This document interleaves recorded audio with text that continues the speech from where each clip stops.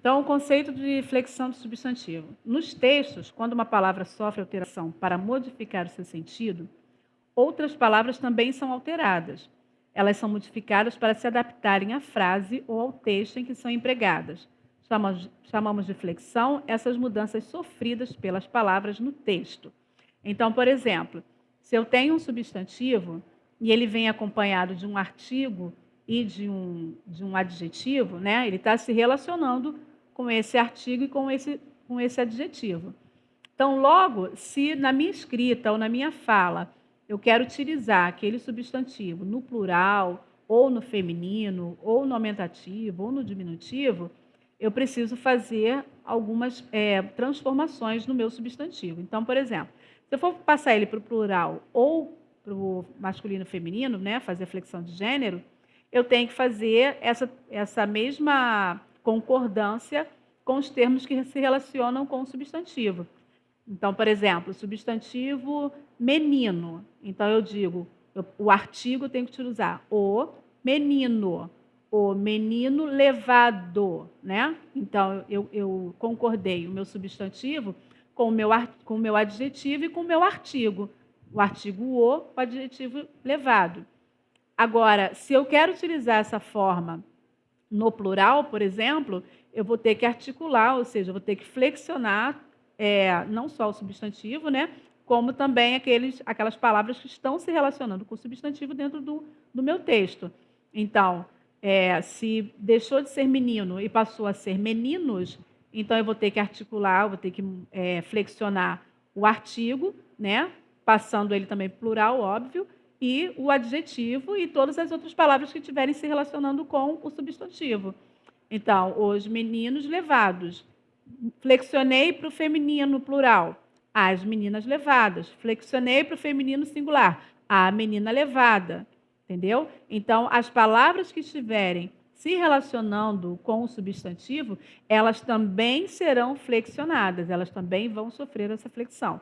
Essa flexão, ela atende à minha necessidade de fala. Se eu quero falar no masculino, se eu quero falar no feminino, se eu quero falar no plural ou no singular. Quando uma palavra é flexionada para atender à intenção do autor, as palavras que estão ligadas a ela também sofrem alteração, como eu acabei de explicar, né? Então, o jogador correu sozinho pelo gramado. Aí eu estou flexionando agora essa frase para o feminino plural. Então, eu vou ter que mudar todas as palavras, né, todos os termos que estiverem ligados a esse substantivo. Por quê? Ele passou a ser flexionado no gênero feminino plural, ele saiu de jogador, transformou-se em jogadoras. Logo, vou ter que transformar o artigo, deixou de ser o, transformou-se em as. Vou ter que flexionar também o meu verbo. Então, o jogador correu, as jogadoras correram, né? O verbo também vai sofrer essa mudança. O jogador correu sozinho, as jogadoras correram sozinhas. Por quê? Preciso flexionar, porque quem correu sozinha? As jogadoras, está relacionado ao substantivo. Então, eu preciso flexionar todas as palavras que estão relacionadas ao substantivo. Meire, pelo gramado você não mudou. Por que você não mudou pelo gramado? Porque gramado é outro substantivo, tá? E esse pelo aí, essa preposição está ligada ao substantivo gramado e não ao substantivo jogadoras, tá? Por isso que pelo gramado não vai ser flexionado. Entenderam? Então, as jogadoras correram sozinhas, pelo gramado eu mantive da mesma forma anterior. Por quê? Gramado não sofreu nenhuma flexão. Gramado é um outro substantivo. Ah, não está se relacionando com as jogadoras? Não, ele é um outro substantivo. Ele está completando a minha frase, mas ele não está relacionando, ele não tem ligação direta de sentido com o meu substantivo. Então, as jogadoras correram sozinhas pelo gramado. Se eu dissesse simplesmente, as jogadoras correram sozinhas, já não tem um sentido completo? Já sei que elas correram sozinhas. Então, o meu substantivo, o meu primeiro substantivo nessa frase, nessa oração, é jogadoras. E as palavras estão se relacionando com esse substantivo. As correram sozinhas. Todas essas palavras estão relacionadas a jogadoras, porque as jogadoras correram, jogadoras sozinhas. Olha como é que está tudo relacionado, né? Se eu tiro pelo gramado, a minha frase mesmo assim continua completa. O sentido da minha frase continua completo. Então, eu não preciso modificar pelo gramado, porque pelo gramado é um outro substantivo que está se relacionando somente com essa preposição pelo, tá? Agora, se eu mudasse o meu segundo substantivo, se eu flexionasse esse segundo substantivo, aí eu teria que flexionar as outras palavras que estivessem relacionadas a esse segundo substantivo. Entenderam? Alguma dúvida? Não, eu entendi. Deu para Tranquilo, né? entender. Então, eu vou flexionar as palavras que estão ligadas àquele substantivo. As outras que não estão ligadas a ele, que não está diretamente relacionada a ele, eu não preciso transformar, eu não preciso fazer essa flexão, tá? Então, o jogador correu sozinho pelo gramado, as jogadoras correram sozinhas pelo gramado. Gramado é substantivo, é um outro substantivo, não precisa ser flexionado, porque não está se relacionando diretamente com o primeiro substantivo. O substantivo jogador na segunda frase sofre flexão de gênero e número a fim de comunicar que o time feminino que está correndo no gramado e não apenas um jogador do time masculino que corre pelo gramado. O substantivo jogador, flexionado para o feminino plural, força a flexão do verbo correr e do adjetivo sozinho. E esqueci de informar aqui também que o artigo também sofreu a flexão de O para A, e como é plural, de O para AS. A maioria dos substantivos podem ser flexionados em número, ou a maioria dos substantivos pode ser flexionada em número. Depois eu explico essa maioria aí, que o pessoal se confunde bastante também. Mas vai chegar mais na frente, eu vou poder explicar melhor para vocês. Então, vamos lá. Singular, plural. Singular é normalmente um único ser, plural, mais de um ser. Designa um número único de ser, um conjunto de seres. Por exemplo, singular gato, plural gatos. Aí eu tenho também os substantivos coletivos. Lembra que eu falei que é uma palavra que no singular dá a ideia de um agrupamento de seres da mesma espécie. Então, matilha é um conjunto de seres da mesma espécie, é um conjunto de seres da mesma espécie. Matilhas é mais de um conjunto de seres da mesma espécie, tá bom? Então, quando eu quero me referir a um conjunto de seres, vai permanecer no singular esse substantivo coletivo. Agora, se eu me refiro a mais de um conjunto de seres, mesmo que seja no coletivo, eu vou passar essa palavra no coletivo, esse substantivo no coletivo, para o plural. Então, matilha, uma matilha, né? Matilhas, mais de uma matilha, tá bom? Termo sem variação de número. Apenas o contexto pode distinguir o singular do plural. Por exemplo, ônibus. Os ônibus o ônibus chegou tarde. Os ônibus chegaram tarde. Então, o ônibus, eu não tenho como, só vou saber também, né? Essa informação também é importante aqui, que o artigo me auxilia também nessa verificação. O ônibus, os ônibus, tá? Ou seja, o contexto, e aí vocês podem acrescentar aí o contexto e o artigo. O lápis, os lápis.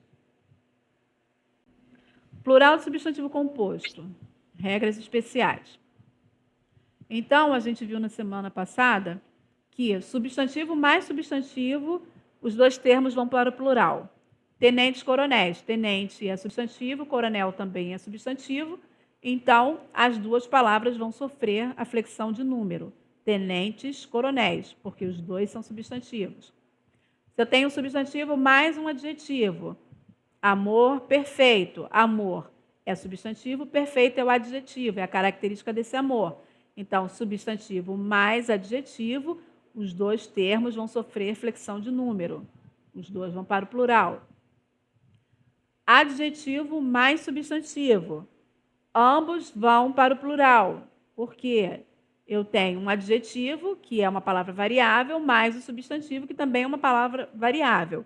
Então, má língua, má é o adjetivo, língua é o substantivo. Então, os dois vão para o plural, os dois são flexionados em número, então fica mais línguas. Ocorre variação apenas no segundo elemento quando houver só o segundo elemento, tá? Aí, elementos unidos sem hífen, ou seja, nos termos de palavras compostas, os termos, né, as palavras compostas por aglutinação. Por exemplo, girassol, aí vai virar girassóis. Aguardente, aguardentes. São palavras compostas por aglutinação. Quando houver a junção de verbo e substantivo. Então, só o segundo termo vai para o plural, ou seja, só o substantivo vai para o plural. É mais fácil pensar dessa forma. Eu tenho um verbo e um substantivo, só o substantivo vai para o plural. Beija-flor, logo vai ficar o quê? O beija, que é verbo, mantém-se, né, sem a flexão, e flor, que é, no caso, o substantivo, vai sofrer a flexão de número e vai virar flores. Beija-flores. É só lembrar que é o substantivo que sofre a flexão. Se eu sei a regra e se eu sei identificar a que classe aquela palavra pertence, eu consigo fazer isso de forma mais natural, mais tranquila. Então, eu sei que aquilo é verbo, beija, é verbo. Então, não sofre flexão. Flores é substantivo, vai sofrer flexão. Beija-flores. Quando houver palavras repetidas e termos onomatopeizados, ping-pong, tic-toc, o que acontece? Tic-toc, toque-toque. O que acontece? O segundo termo que vai sofrer a pluralização. Então, já sei que nesses termos é o segundo termo. Aí sim eu paro para pensar nisso, né, de uma maneira diferente, não como a classe gramatical, mas como realmente regra. Porque eu tenho dois termos repetidos ou uma palavra onomatopeizada. Então, não tenho como fazer aquela verificação de ver qual é a classe gramatical. Eu preciso realmente entender que, nesse caso, é o segundo termo que vai para o plural.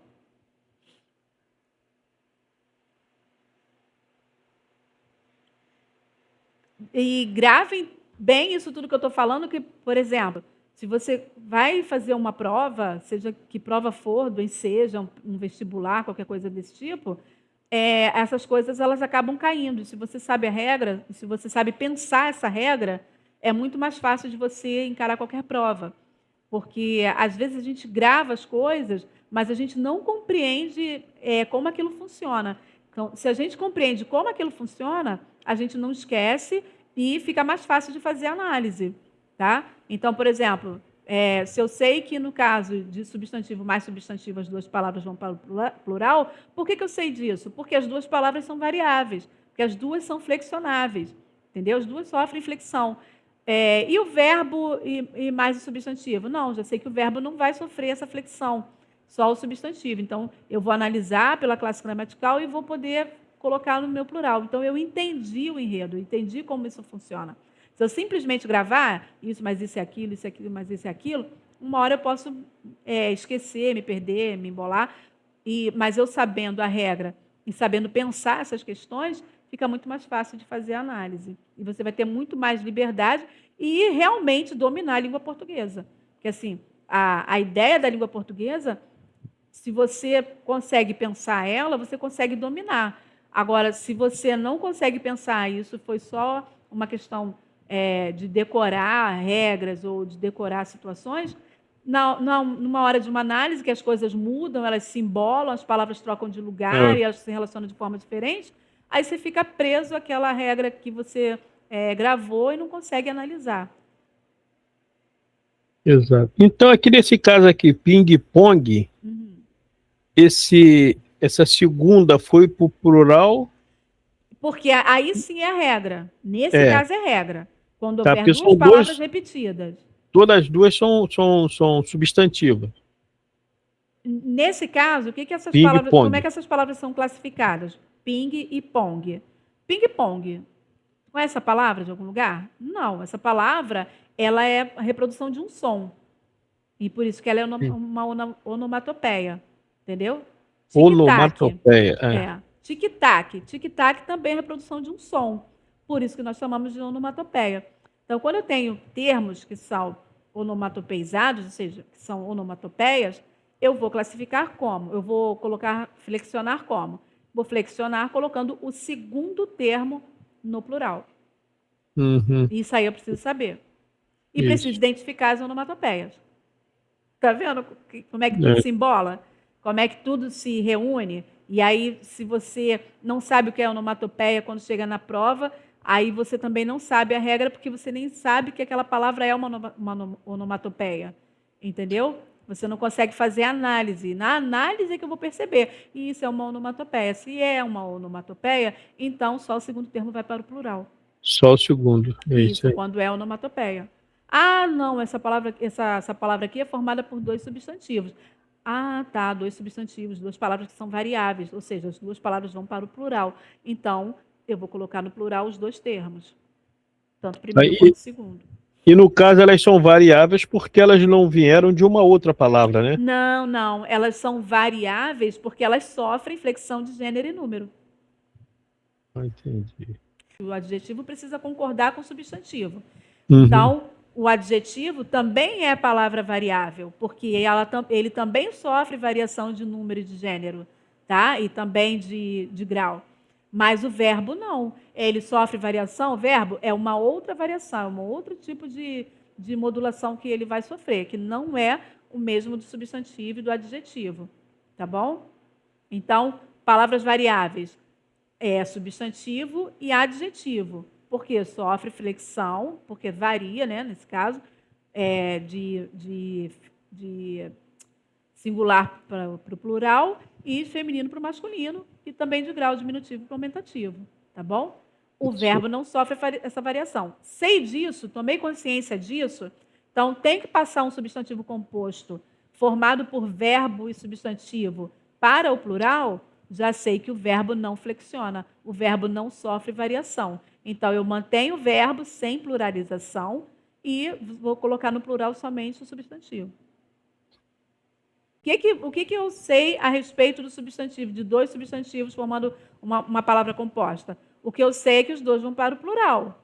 Só que agora eu tenho aqui uma outra informação. Que informação é essa?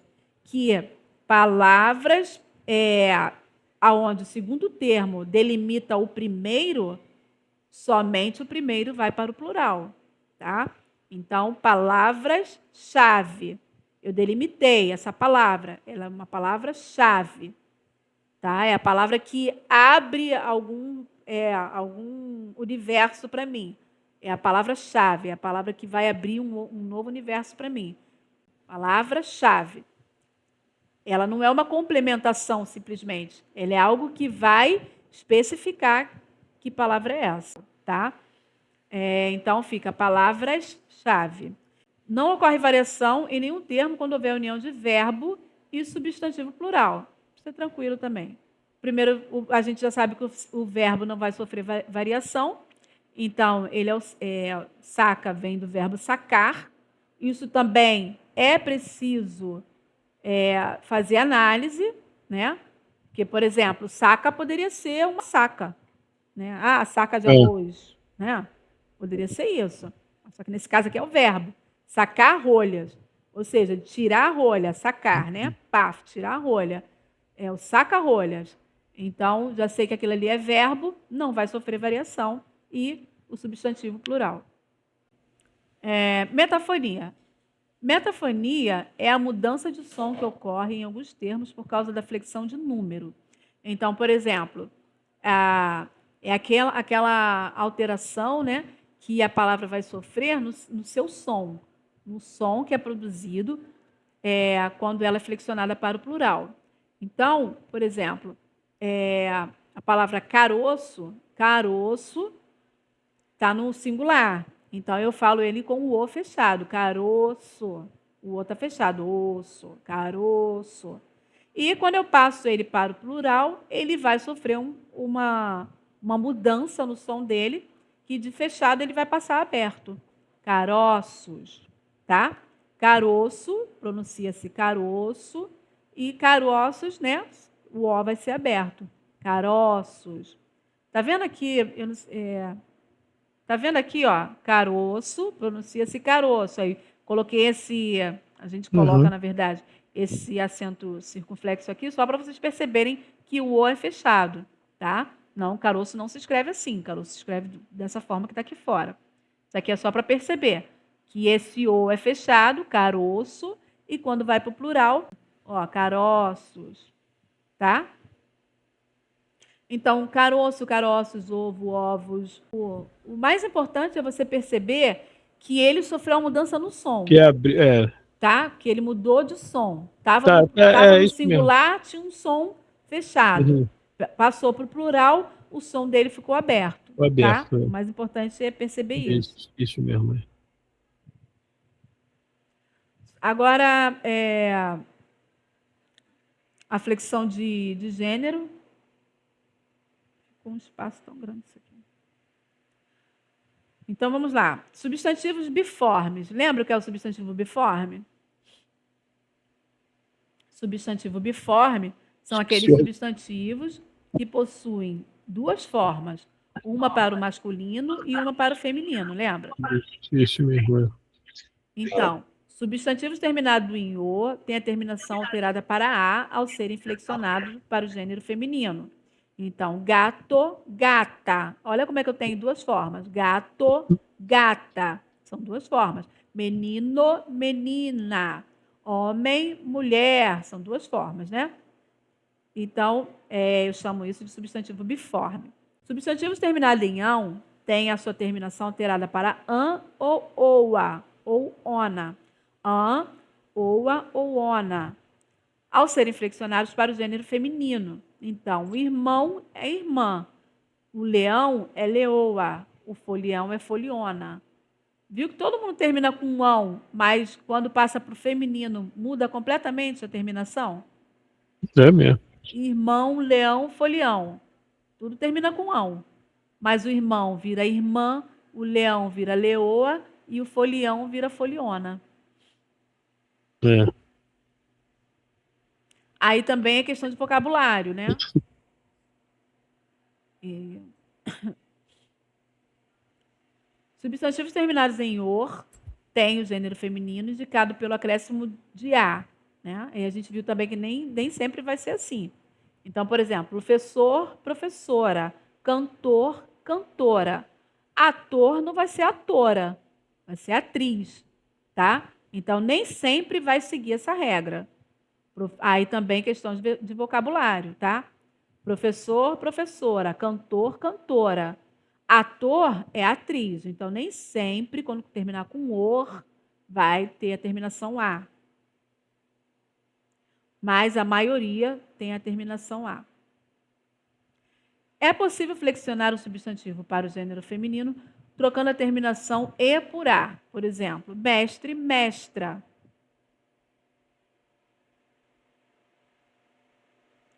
Aí, como eu falei na semana passada, né? A questão do presidente e presidenta. Não seguia essa regra. Não era essa regra que anteriormente essa palavra seguia. Ela seguia a regra de presidente, cliente, intendente, tá? E aí, de repente, pegam essa palavra e aí colocam nessa questão de E para A. Presidente, presidenta. Mas isso é uma imposição à língua, né? Que fizeram e como foi feita uma portaria para que isso entrasse nos livros didáticos, então a gente acaba sendo obrigado a informar isso, né? Então eu gosto sempre de informar que foi uma imposição à língua e que hoje é presidente e presidenta. Mas isso é por imposição, porque o correto seria presidente ou presidente e a presidente. Mas nós temos os casos de mestre e mestra, e dentre outras palavras. Os substantivos terminados em eis ou em z recebem um acréscimo de a ao serem flexionados para o gênero feminino. Então, freguês vai virar freguesa.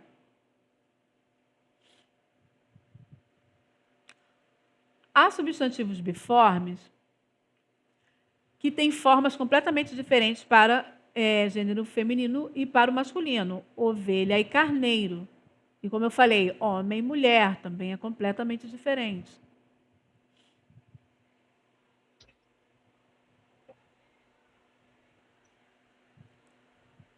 Isso nós estávamos falando dos substantivos biformes, né? Naqueles que têm duas formas. Agora a gente vai falar dos substantivos uniformes, aqueles que só têm uma forma. tanto para o substantivo feminino quanto para o masculino. Então, os substantivos epicenos, eles nomeiam animais e algumas plantas, tá? A distinção de gênero é marcado pelo emprego da palavra macho e fêmea. Crocodilo macho, crocodilo fêmea. Mamão macho, mamão fêmea. E etc.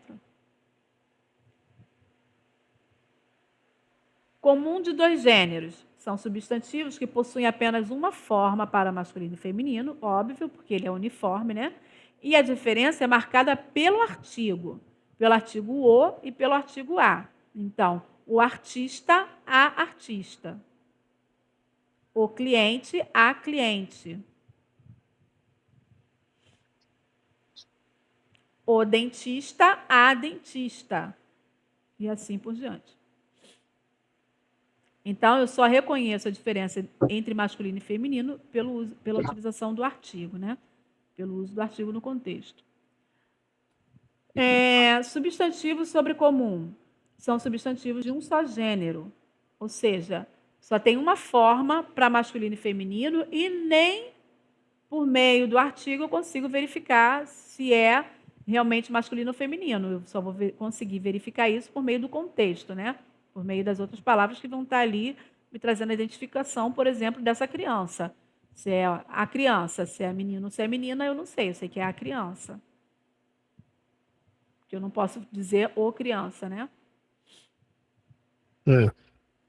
Então, esse é o sobrecomum, é quando eu tenho apenas uma forma para masculino e feminino e que eu não consigo verificar a diferença nem pelo artigo, somente pelo contexto. Vamos lá, derivação de grau. Grau aumentativo e o grau diminutivo. Então, o grau aumentativo e o diminutivo, eles podem ser apresentados de duas formas. Pelo grau analítico ou sintético. Ele é analítico quando eu tenho que utilizar duas palavras, né? Normalmente, óbvio, eu tenho que utilizar o substantivo e um adjetivo para dar as características desse substantivo, se ele está no aumentativo ou no diminutivo. Por exemplo, janela grande, janela é o substantivo, grande é a característica, então é o adjetivo de janela. Janela grande, eu sei que é uma janela grande, está no aumentativo. Janela pequena, janela é substantivo, pequena é a característica dessa janela, logo é adjetivo, então já sei que está também no grau diminutivo, porque janela pequena. E no sintético, janelinha e janelão. Janelinha é uma única forma, né? Para eu colocar, para eu flexionar para o grau diminutivo sintético, eu utilizo uma única palavra, janelinha. E para o grau analítico, o aumentativo, eu vou usar janelão. Tá? Então, é analítico quando eu tenho um substantivo e um adjetivo dando a característica de aumentativo ou diminutivo para esse substantivo. E é sintético quando eu tenho um único substantivo flexionado aí com acréscimo, na verdade, desse sufixo, inho ou ão. Também não são só esses sufixos que a gente utiliza para colocar no aumentativo ou no diminutivo, né? Por exemplo, corpaço também se utiliza.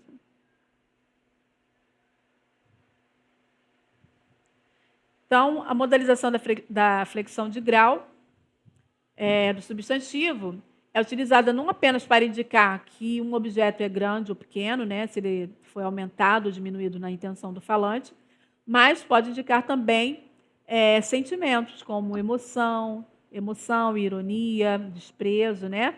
Então, ele tem um valor semântico forte também, né? Normalmente transmite a opinião de quem se expressa.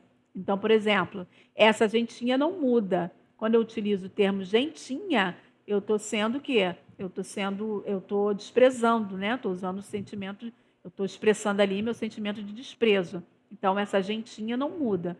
Não simplesmente mostrei que era uma gente grande ou pequena. Eu mostrei um desprezo ao utilizar esse diminutivo. E meu filhão chegou. Também é uma expressão de afeto, né? Também demonstra afeição, expressa, né, um sentimento, nesse caso de afeição. Então, meu filhão chegou. Não é que o filho é grande ou o filho é pequeno, mas significa que é um filho especial para mim, que eu amo, né? Um filho mais achegado, é o meu filhão, de quem eu tenho orgulho. Então, demonstra afeto. Então, a utilização do grau aumentativo e diminutivo, ele é para expressar também esses sentimentos, Isso. do afeto, desprezo, né? De ironia.